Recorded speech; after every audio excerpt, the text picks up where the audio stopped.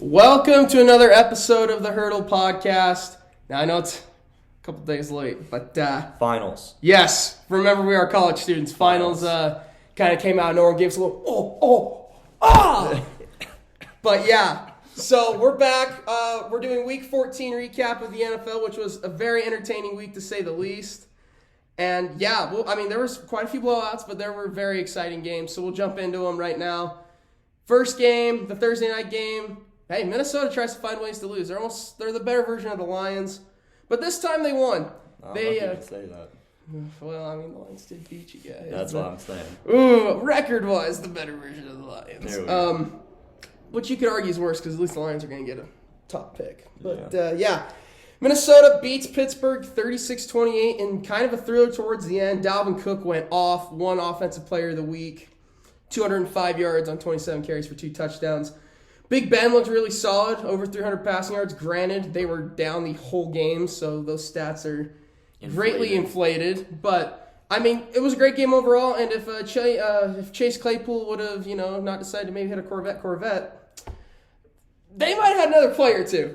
But this buffoon sat there and celebrated thinking that they had the game on lock, and it was just a first down on the 20. Man, the memes from that. Oh. Chef's kiss. Because then, when Tomlin came out after and said, and what Ben said after, I can only control what I can control. It's kind of like, shit. And then Claypool. Yeah, a good game, too. Great game, yeah. 8 catches for 93 yards, but I didn't even know about that because all I knew was he blew a play. Exactly. I don't know. I think it's funny how he's been oh, yeah, practices just aren't fun. We need music, yada, yada. And Tomlin's just hey, haven't done it before. Why would I do it now? And this clearly shows why, because you can't even pay attention during a game. It's insane. But all in all, great game. Harrison Smith with the big hit at the end to jar the ball loose in the end zone. Literally won the game. Yeah, literally won the game for Minnesota. But, Minnesota now 6-7, Pittsburgh 6-1. Both still have good shots at wild cards. They just gotta start winning some games for sure. Yeah, for me, Minnesota, they jumped out to really quickly. I think it was 28 zip. I think at one point. It was at least 20.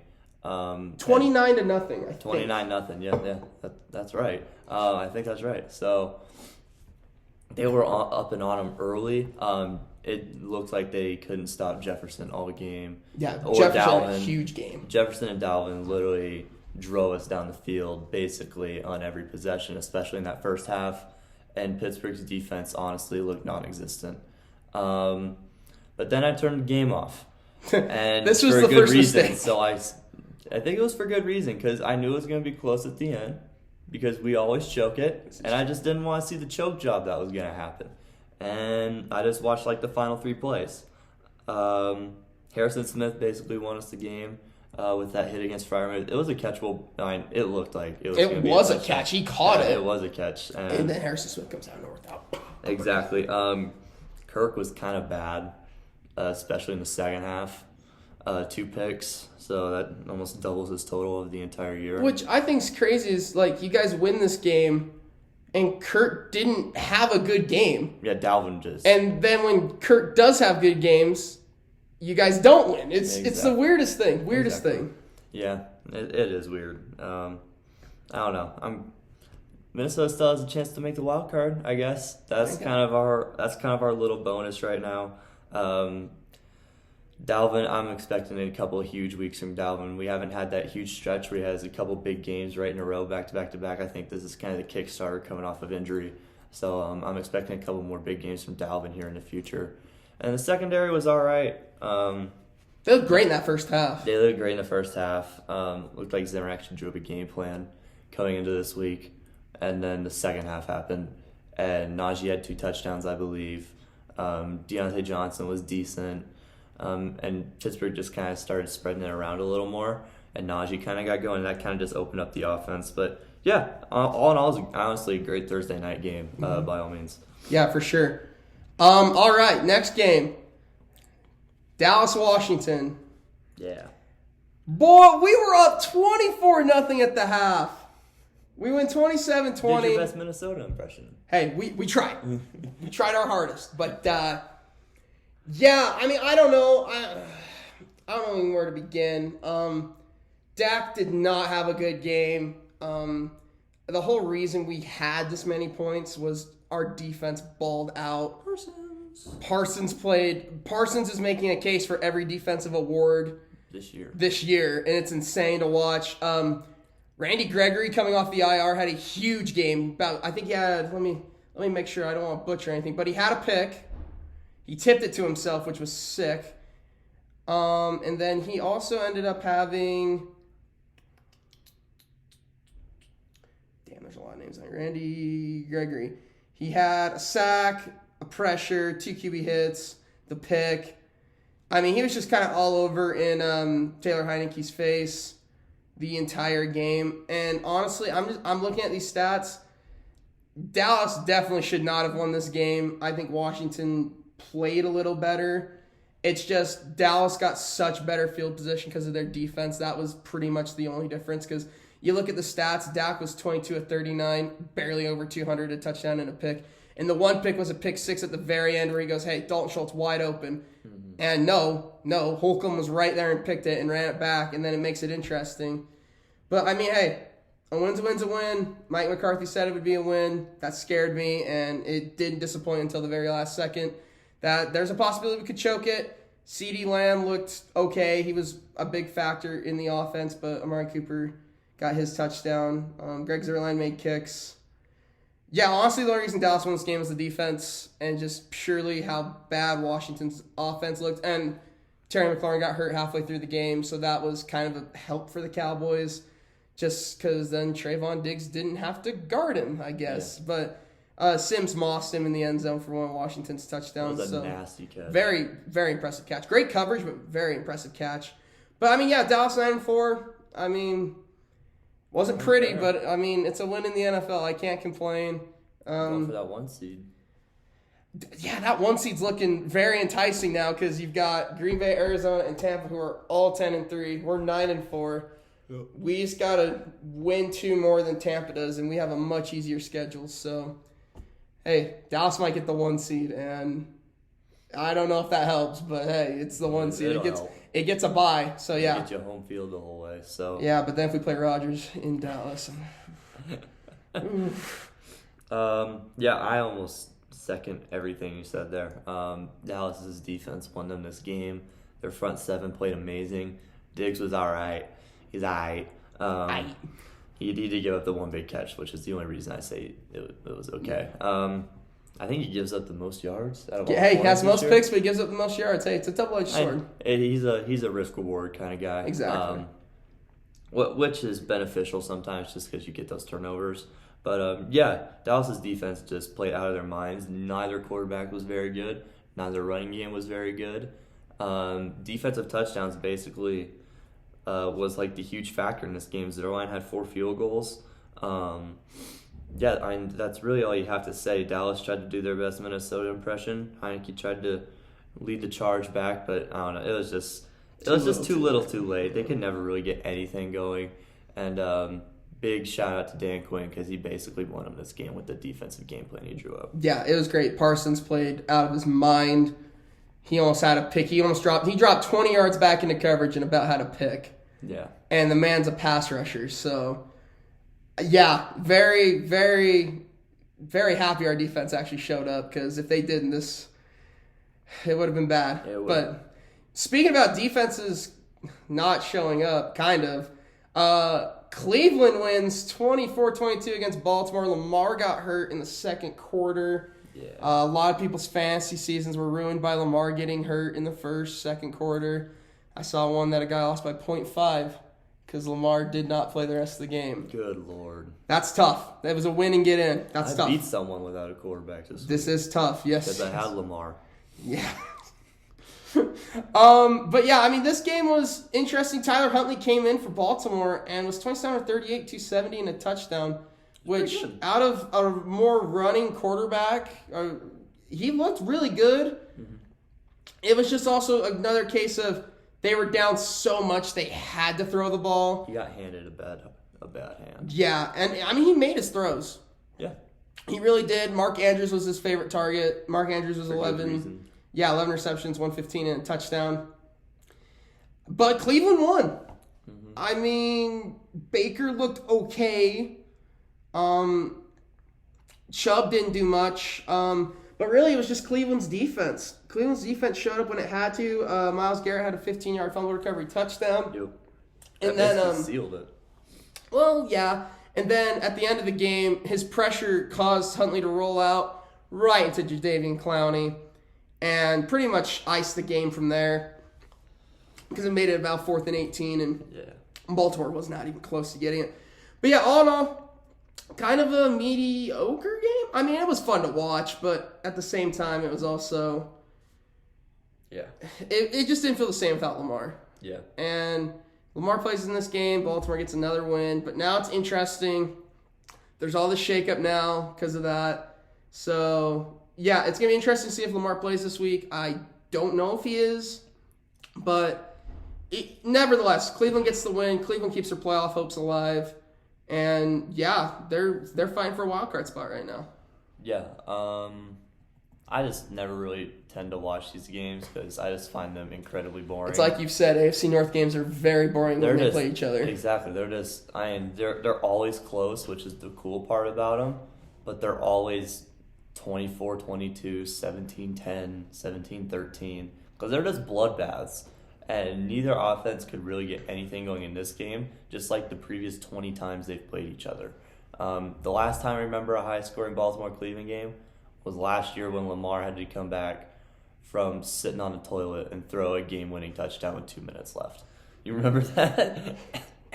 Good. Yep. Paul Pierce looking at us. Yeah, he had like 5 touchdowns. It's like arguably the best game of Lamar's career.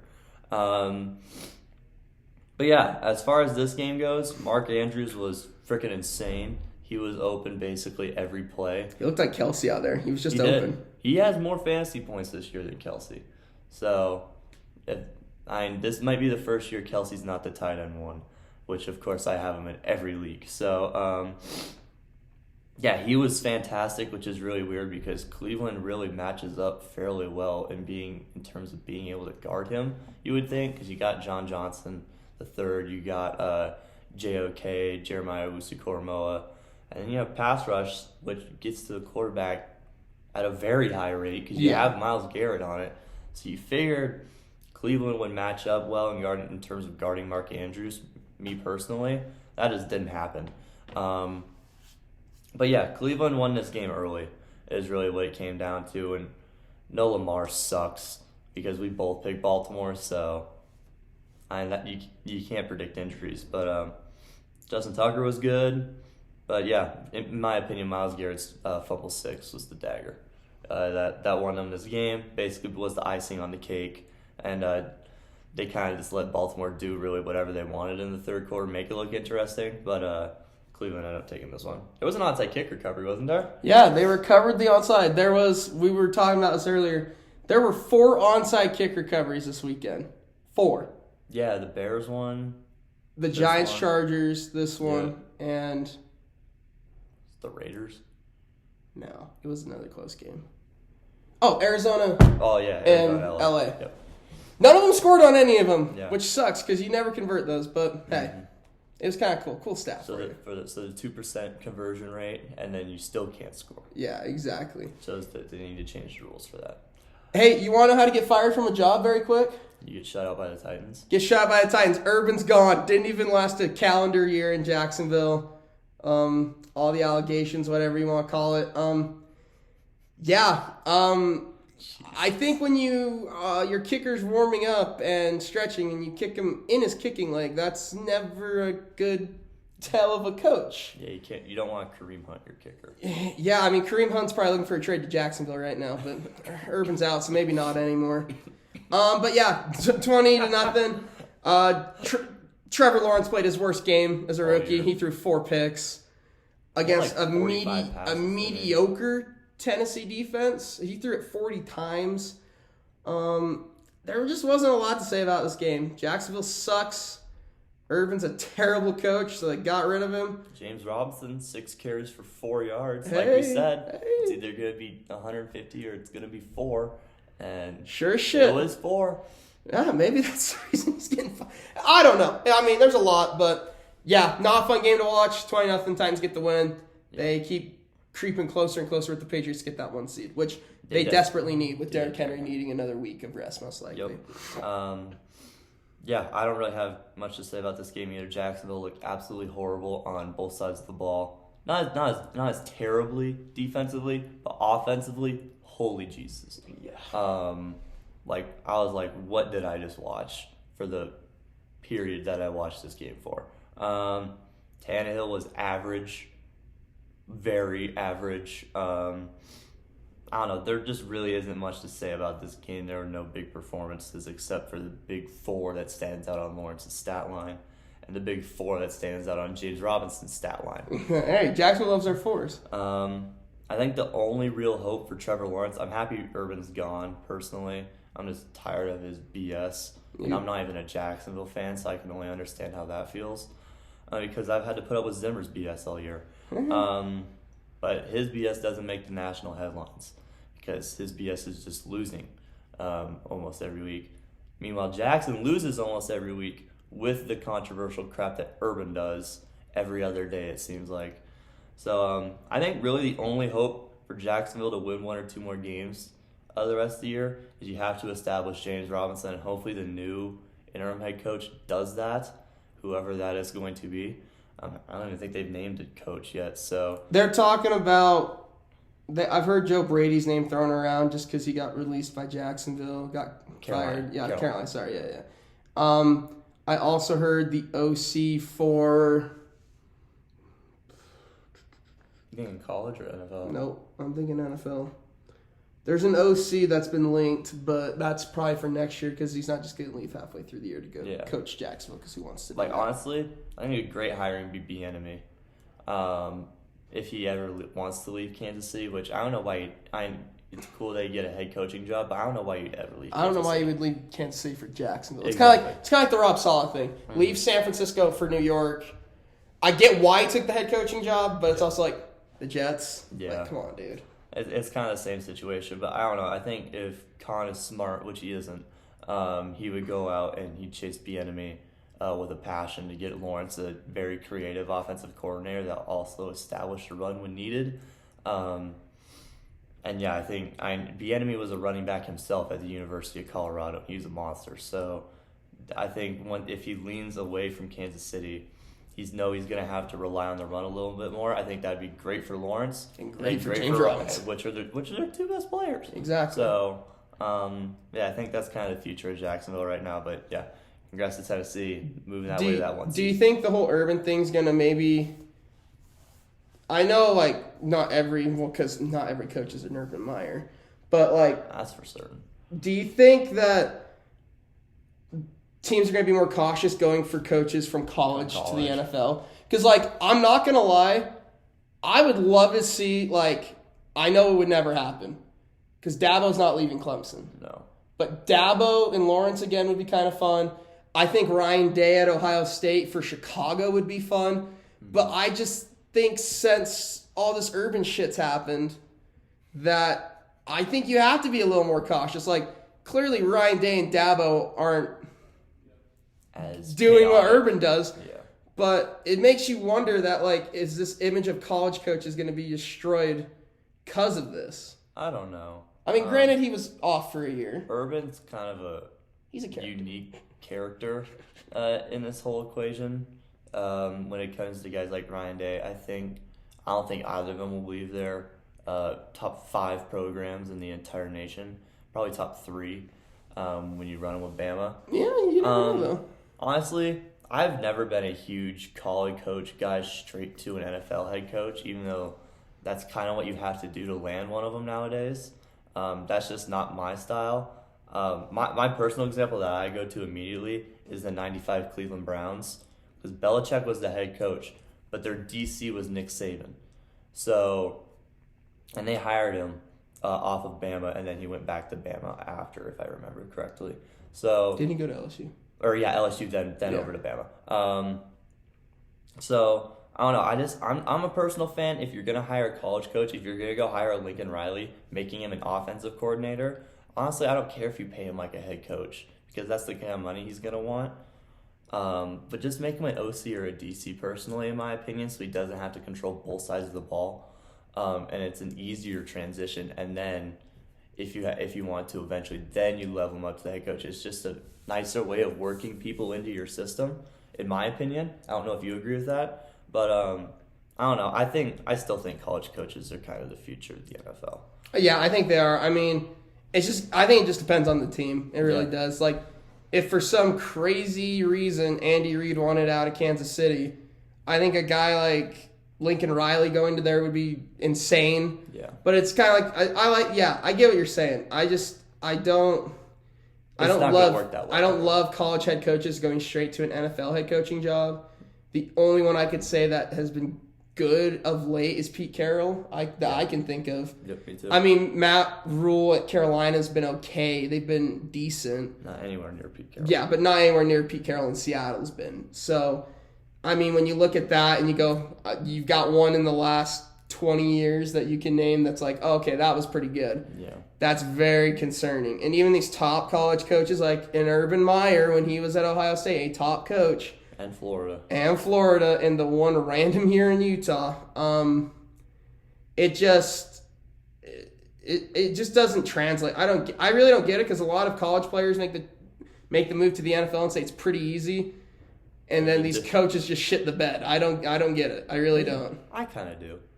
It's just a huge transition, and I understand so is being a player, but coaching is a strategy game, and you have to be extremely smart and extremely experienced. So when you step into the NFL against guys like Sean Payton and Belichick, year in and year out, you're honestly, as a college coach, you're going to get your ass handed to.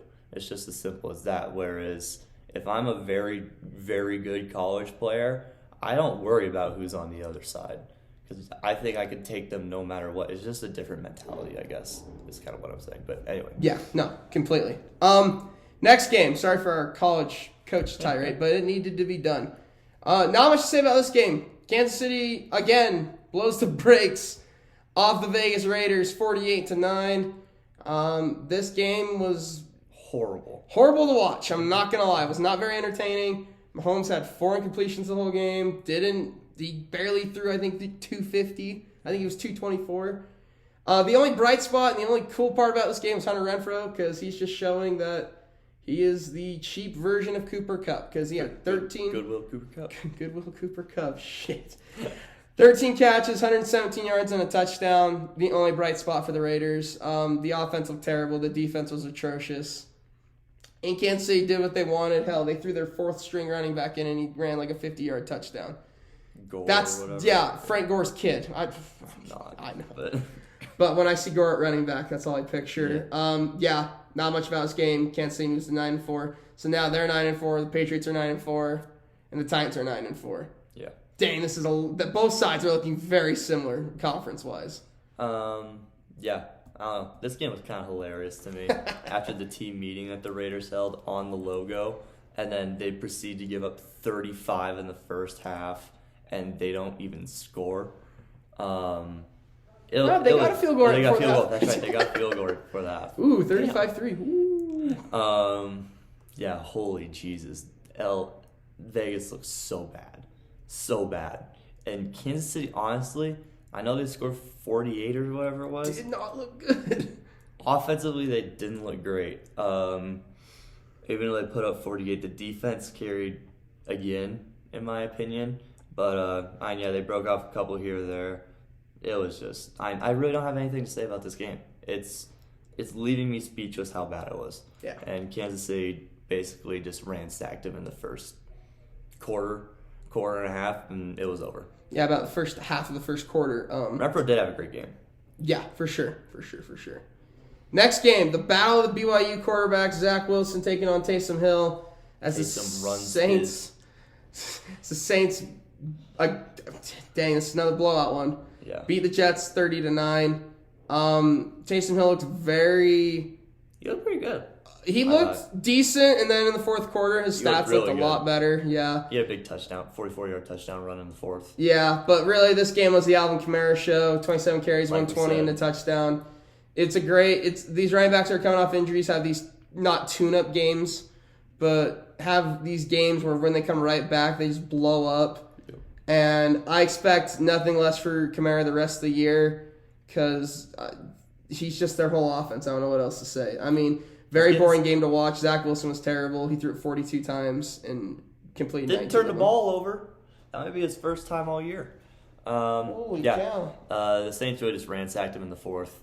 I really didn't think. I thought the Jets had like a very small chance to win this game, but when you're going against when you look at the coaching matchup, Sean Payton against Saleh, rookie head coach, I like your odds there with New Orleans.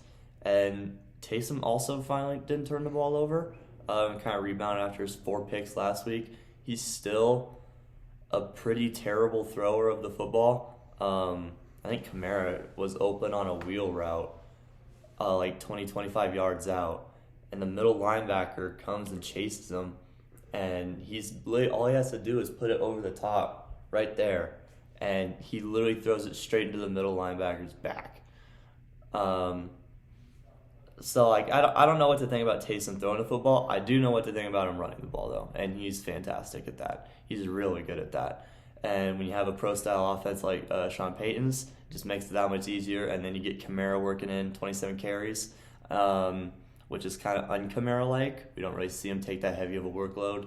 Normally it's about 15, but then he has 8 to 10 catches on top of that. I think he only had 3 catches in this game, if I'm not mistaken. That's still 30 touches for Kamara, which you love to see if you're a fantasy owner of Kamara.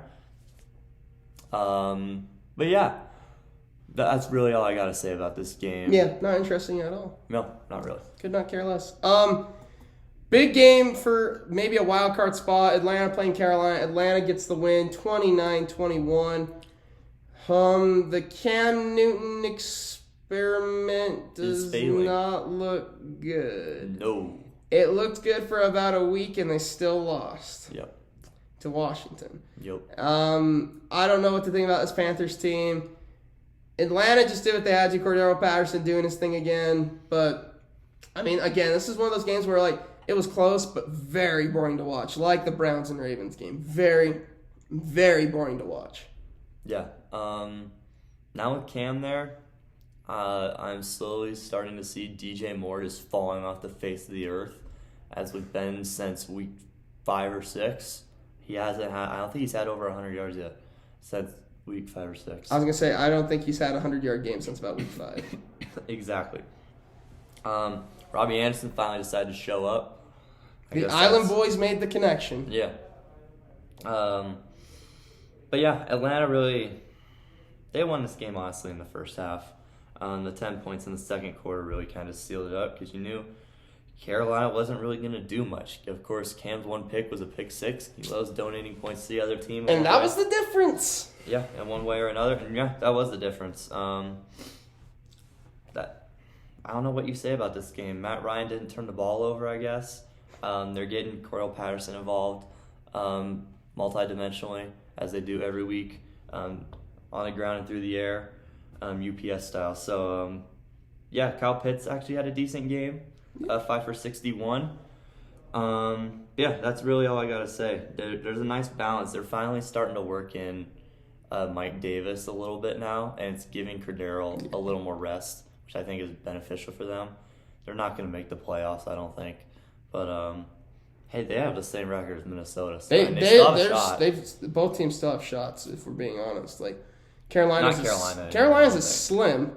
They have not been eliminated, but they would need to pretty much win out. Are they 1-8 in the last 9 weeks? Because they started out 4-0, didn't they? Oh my God, they are. Yeah. They're 1-8 in the last 9 weeks. 9 or 10 weeks, or whatever it is. I pray for you, Panthers fans. I pray. Yeah, I do too. Man, good God. Holy cow. All right, next game. What if I told you that one of these quarterbacks in this game threw for 331 and a touchdown and didn't turn it over, and that quarterback was Davis Mills, and they still lost by 20. Seattle beat Houston 33-13. What's even funnier is Rashad Penny actually played and did good. Played really well. 16 carries, 137, and 2 touchdowns. Hey, you want to know another cool stat? Lockett had 142 and a touchdown. On 5 catches. DK didn't do anything. No. Again. This game was kind of entertaining in the first half because it was pretty close. It was Seattle was up 3. Seattle was up 3, and then Houston decided not to do anything in the second half. But, yeah, I mean, Davis Mills played, I thought, pretty good, considering he was playing a decent Seattle defense. And threw it 50 times. Yeah, he threw it 50 times. And just, their defense is just terrible because you cannot let Rashad Penny get 137 yards on 16 carries and 2 touchdowns. We expected Lockett to have a huge game, but I did not see Rashad Penny coming out of nowhere and just running all over Houston. Me neither. But yeah, Seattle wins by 20. They just make their draft pick worse and worse and worse for the Jets. Yep. Seattle's starting to make a little bit of a push. They're kind of. They got better odds than Carolina to make it, in my opinion. They're both 5-8. Russell played decent, didn't turn the ball over, which is classic Russ game. Had near 300, 2 touchdowns. It's kind of what you expect from Russ. It's about 303 touchdowns almost week in and week out. At least that's kind of what I expect. Rashad Penny, huge breakout game. He played fantastic. And Lockett played very well, too. They kind of had their little Kamara Michael Thomas thing kind of going. That balance. Yeah. That really nice balance. They just balanced the whole game. Exactly. And DK was 4 for 43 on 8 targets, but Lockett just did so much more with what he was given. They just have a great connection. They're honestly one of the best quarterback receiver duos in the league, and Lockett, I love him. He's not really a top 15 wide receiver. That just kind of shows you the talent of Russell Wilson, the impact he kind of has on guys like that. But good game from Davis Mills, honestly. He had no run game either. Houston decided to bench Tyrod. I think they're looking at it as, let's let this kid throw. Yeah, let's see what we got in the rookie. Worst case scenario, Tyrod starts it next year. If they draft another quarterback, it is what it is. I don't see him doing that. But honestly, a smart decision, though. Shout out to Houston for doing something smart for once. Yeah, I like Tyrod, but you got to rock with the rookie and see what he's got a little bit. And when you already have a throwaway season, now's the time to do it. Yeah. Brandon Cooks had a good game, 8 for 101. Their kicker hit a 61-yard field goal. Oh, yeah. Kayemi Fairbairn. Yeah, Fairbairn. So, that's really all I got to say about this game. Rashad Penny kind of dominated him from the start to finish. And the Seahawks just didn't turn the ball over, made it look kind of easy, which is what you expect to see against Houston. Yeah. Next game, another not very close one because the Lions were in it. Broncos win 38-10 on the day of remembering Demaryius Thomas, who tragically passed. RIP. Yeah, very, very emotional game. And Denver played like it. They played with a lot of heart. The defense really showed up in this game like they've been doing week in and week out. The offense looked okay. Melvin Gordon had a huge game, which I will never get. But the running game's balanced. It looks good. Javonte Williams had 2 touchdowns on the day, 1 receiving and 1 rushing. Denver's got a good running attack right now. They could sneak in and get a wild card right now because these wild card teams that are, as of right now, the Chargers, Bengals, and Bills are all the same record. Mm-hmm. And granted, I think I would like those 3 over Denver sneaking in. Denver could be a scary playoff team just because of their run game and the defense getting hot at the right time. Yeah. But Jared Goff was Jared Goff. 215, a touchdown and a pick on 40 passes. It is what it is. It's Detroit. Yeah. The fact they scored 10 in this game is kind of hilarious. I think that's what I had him at. Yeah, I think you had him right at 10. I think I had him at 13. Yeah. 3 or 13. I did not expect Denver to put up 38 against Detroit. I know Detroit's not great. The running game looked absolutely incredible. 4.7 yards a carry from which Melvin Gordon, he is globally known for getting 2.7 yards a carry. And he had 4.6 in this game on 24 attempts. That's fantastic. Javonte Williams is a great second hand of that. And he chipped in with his own 15 for 73 on 5 yards a carry. And honestly, I kind of like how Teddy's throwing it right now. They're kind of spreading it out a little bit. Fant had 4 catches. Jerry Jeudy had with 5. Big Al, the other tight end. Yeah. He also had 5. I would like to see Sutton get in a little more. He only had 1 for 9. But, Denver's defense is just playing out of their minds right now. And the offense is the run game is just carrying this offense. It's as simple as that. And when they go to the pass, it's efficient. It's quick. It's getting it to the weapons, guys like Fant, and trying to let them break tackles in the open field, which I'm all for. I was gonna say they are catering to what Teddy Bridgewater can do. Yep. And that's make the simple reads, make the simple throws, and see what your playmakers can do from there. And honestly, I mean, their offense it's right there. Their offense is finally hitting a good stride with this 2-back system, and they're just making it easy on Teddy. Because when you have that many weapons, it's hard to feed them all. So just make it easy on him. Make the one read. If it's not there, then go to the second read. Yep. Yeah, simple as that. Well, the Giants tried to make it close at the very end, but the Chargers still win 37-21. Jay Herbo had one of the greatest throws this year. Yeah. Rolls out just a wee bit, plants his feet 65 yards in between two defenders in the end zone to Palmer, I want to say, or Guyton? Jalen Guyton. Yeah, Jalen Guyton. Justin Herbert's that guy. He is very special. This wasn't even it was a good game from him, only 8 incompletions, near 303. No turnovers against, like we said coming into the week, a very stingy Giants defense as of late. Especially the secondary. Yeah, exactly. Chargers just looked really good. Mike Glennon was Mike Glennon. It's kind of like Nick said, when he knew Mike Glennon was starting. You turn the TV off. Yeah, you turn it off. Nick was not watching this game. We were not entertaining the thought of the Giants Chargers because there were so many better afternoon games. But yeah, Chargers look good. They're hitting their stride good now. They got a couple wins under their belt after the win to Cincinnati was huge, and they're carrying that momentum. So it's gonna be fun to see what happens with the Chargers. Absolutely. I'm still on board with the Chargers. They're one of the most talented teams in the NFL on paper.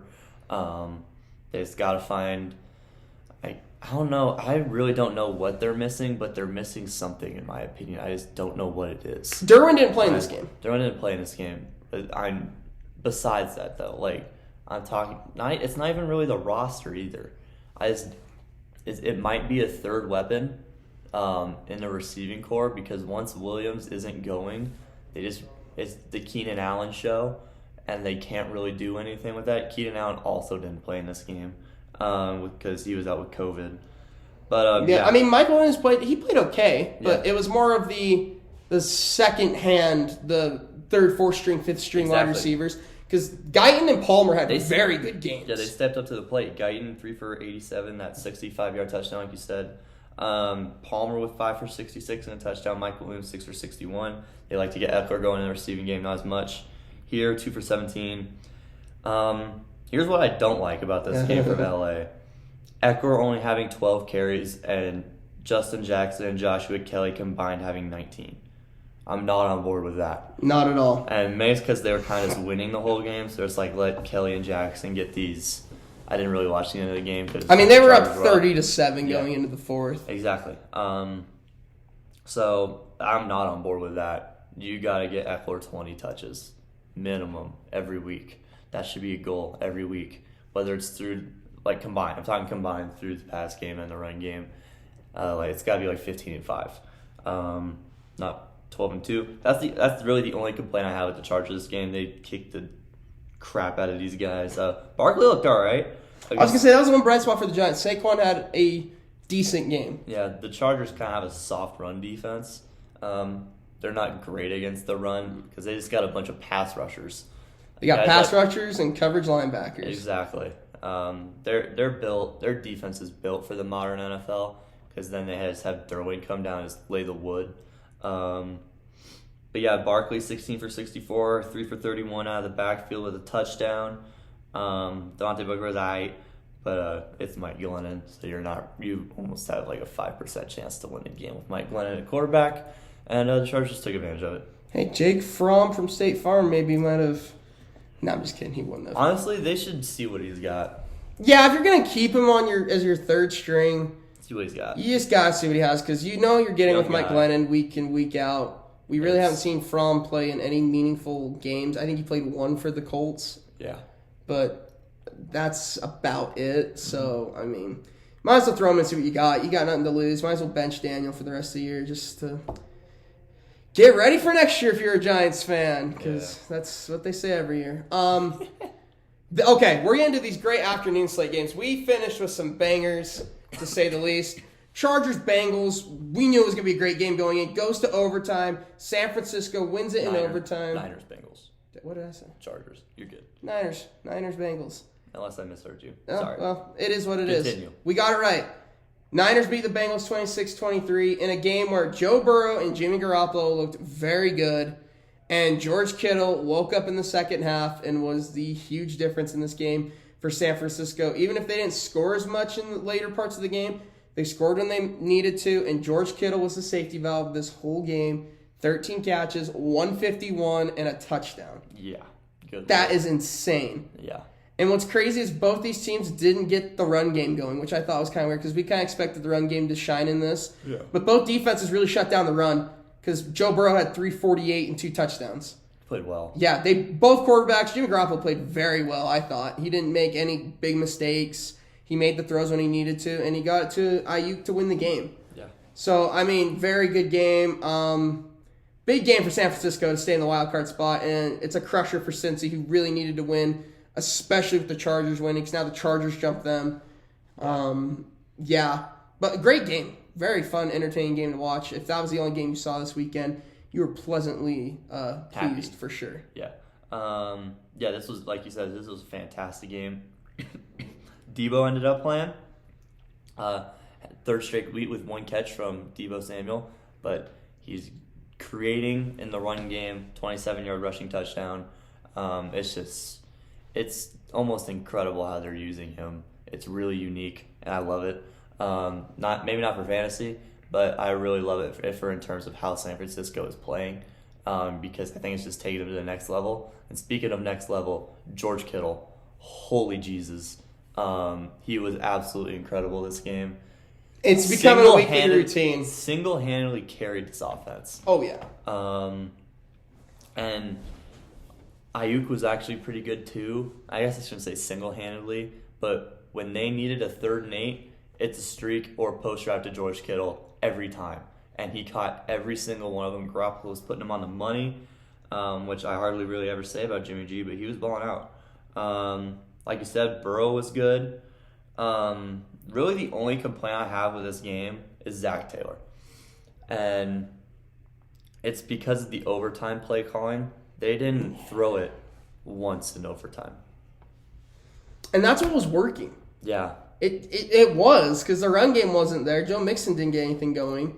And Joe Burrow was making throws to T. Higgins and to Jamar Chase. I don't get it. It doesn't compute when you look at how that game was playing out. Joe Burrow was playing really well. You have the weapons to throw the ball at overtime and put it in the hands. It doesn't have to be the Joe Mixon show all of overtime. You got to be able to have a balanced offense. You can't just say, we're going to run it 10 times this drive. I don't know really what the thought was because they got the ball first. You can't really waste 10 minutes. You can't really have a 10-minute drive. And they ended up kicking 3, and that's honestly what cost them. Ayuk with a great effort on that 12-yard touchdown. Yeah, very good effort for sure. Yeah, that on that touchdown that won them the game. But yeah, this was a fantastic game. Absolutely, completely agree. And both offenses played really well. Jamar Chase had a big game, 2 touchdowns. Yeah, there you go. Yeah, for sure. And then, as that one was in overtime, we had another overtime game. Buffalo and Tampa Bay go to overtime. And when you play Tom Brady in overtime, I pray for you. Mm-hmm. I do. Tampa Bay wins 33-27 in another game where Buffalo had to have it. Yep. Had to have it. They don't get it. But if we're being honest, Josh Allen kind of balled out. 308 for 2 touchdowns and a pick, and then he also ran 12 carries, 109 yards, and a touchdown. He was their whole offense. And that's okay when you're playing some teams. It is not okay when you're playing Tampa Bay. Yeah. Because even with those stats, Tampa Bay just kind of had their number. I mean, Buffalo made a push in the 4th. They outscored them 17-3, but it was too little too late. They tie it up and get it to overtime.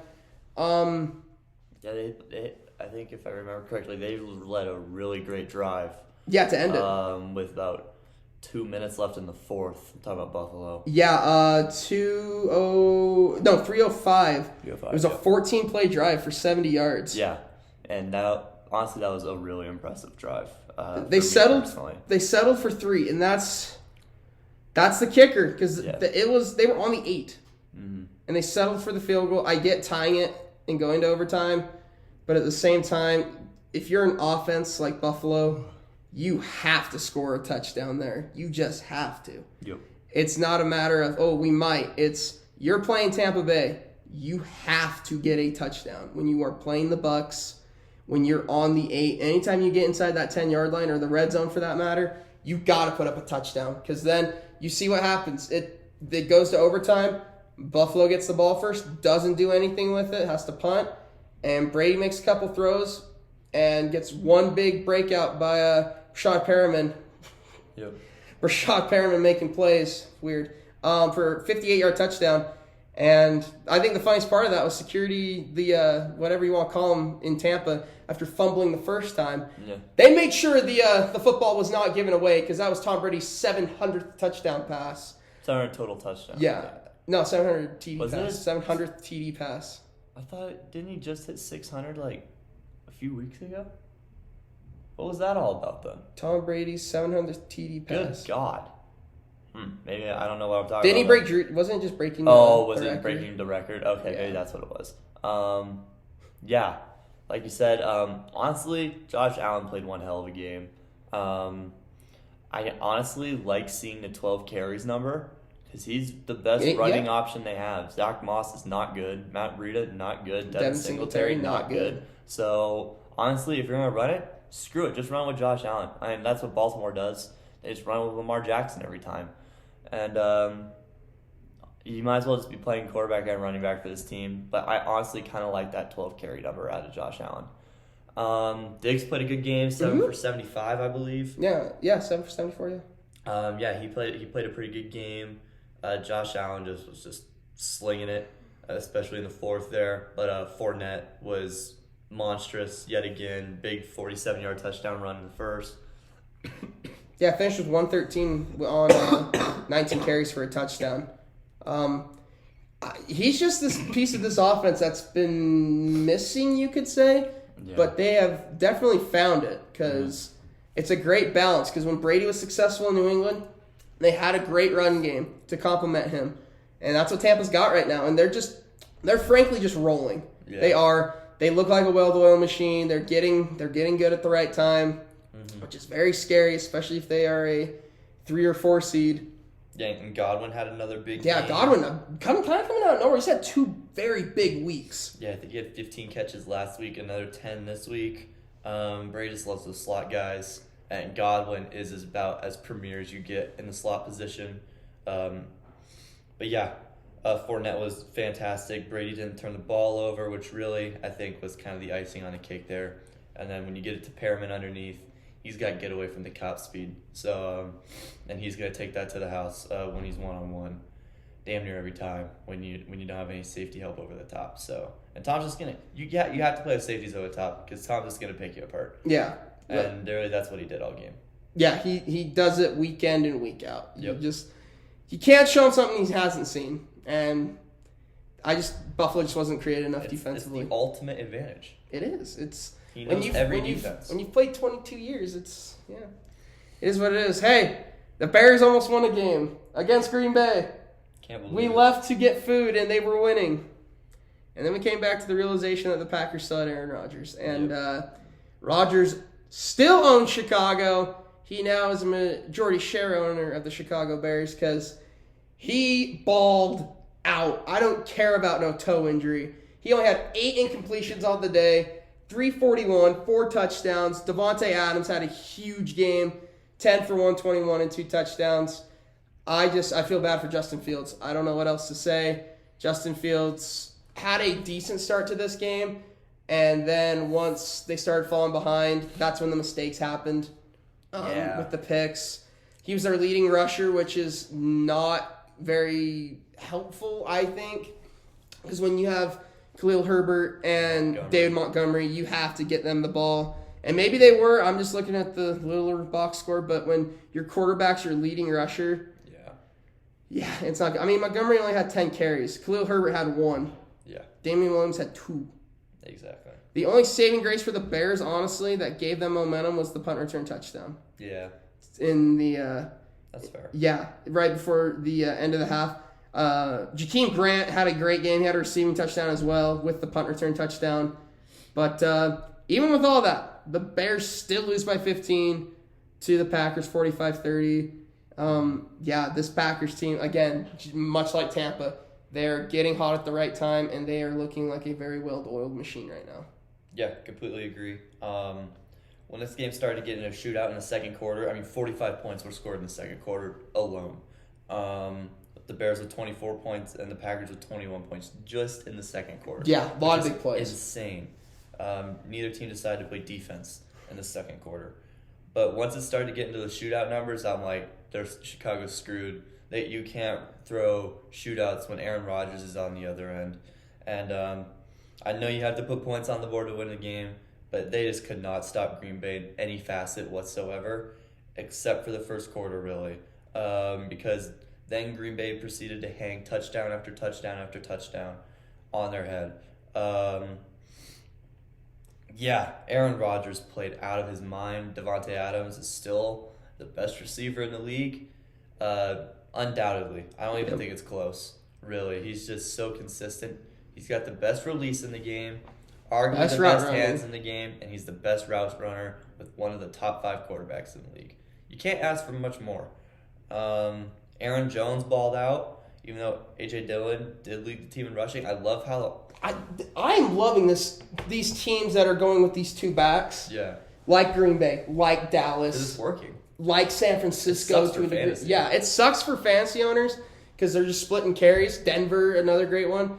But it really just balances out offenses, and it shows with the quarterback play because in this game, Rodgers really didn't have to do much, and what he did do was excellent. Yeah. Very excellent. Exactly. And Lazard also balled out, the Lizard, 6 for 75 and a touchdown. Honestly, he's an underrated weapon, in my opinion. He always has a stretch.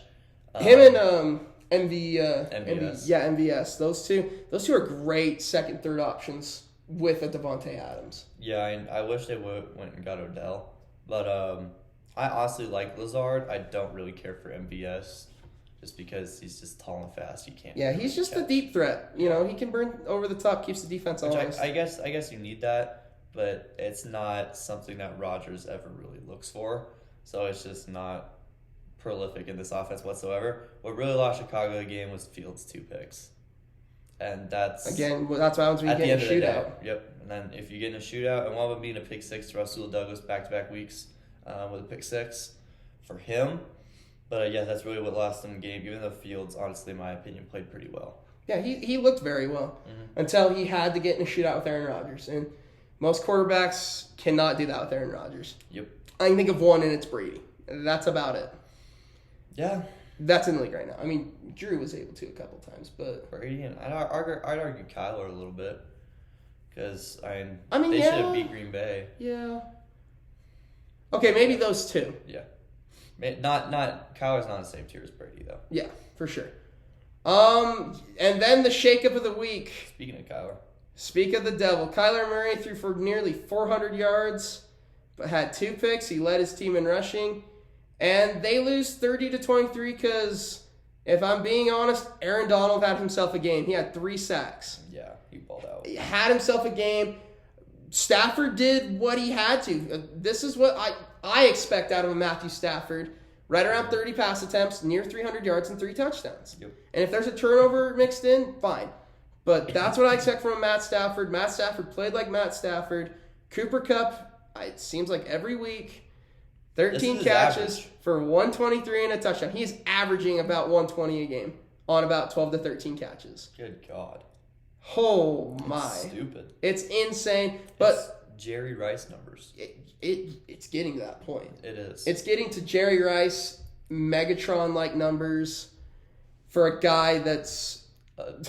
undersized, white, not very fast. Receiver out of Eastern Washington. Yeah.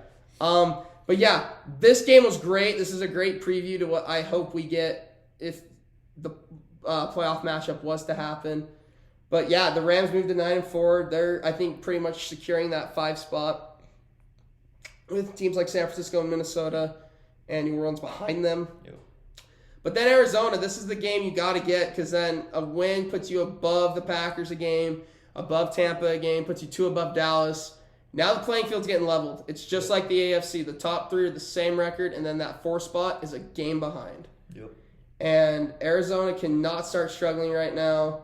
Granted, they didn't have D-Hop. D-Hop's out for the rest of the regular season. He'll be back for playoffs.